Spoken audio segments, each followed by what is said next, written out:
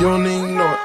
How did you feel knowing that you accomplished such great things so quickly? It was a shock to me. It was a surprise, and I just wanted the thing I didn't want to do was take it for granted. So I had a nice long winter that I could actually learn the sport and develop a bit more and learn more about sprinting, because I used to think you get from A to B as quickly as possible.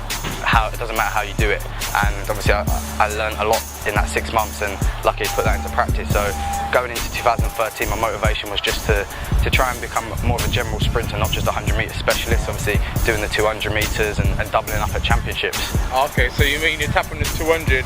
This year you went to the under-23. Didn't really work out the way you wanted it. Yeah. But it seemed to pay off for the world champs, because I was there watching the semi-final, and I was like, that was before my heat.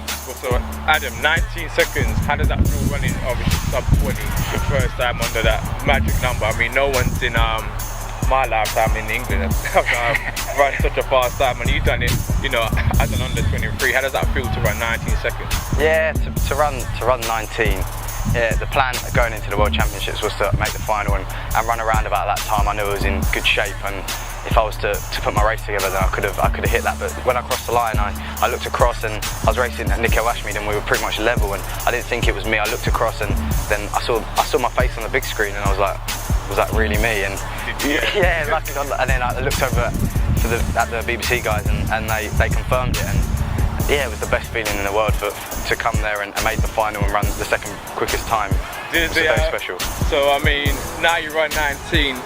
The record's 2 tenths in front of your PB. Have you got any aspirations to try, and obviously next season or 2 seasons from now, to try and wipe that clean and put Gemili on top? Because it's going to be, you're the only one who obviously got 19. Yeah. And I think you must think, can I try and get that? I think, yeah, in time I'd like to maybe go for the British record. I think what's happened. Yeah, but would you rather a 19.6 or to winning the Olympics next year in next time round in 20.1? Winning the Olympics every time. No one can take the medal from you. That's true. I hear that, because obviously records can be power, but you know. Yeah, records can be broken. No, you can never take medals away from people. Nah, there you go. So indoors, we've never seen you indoors, I don't think.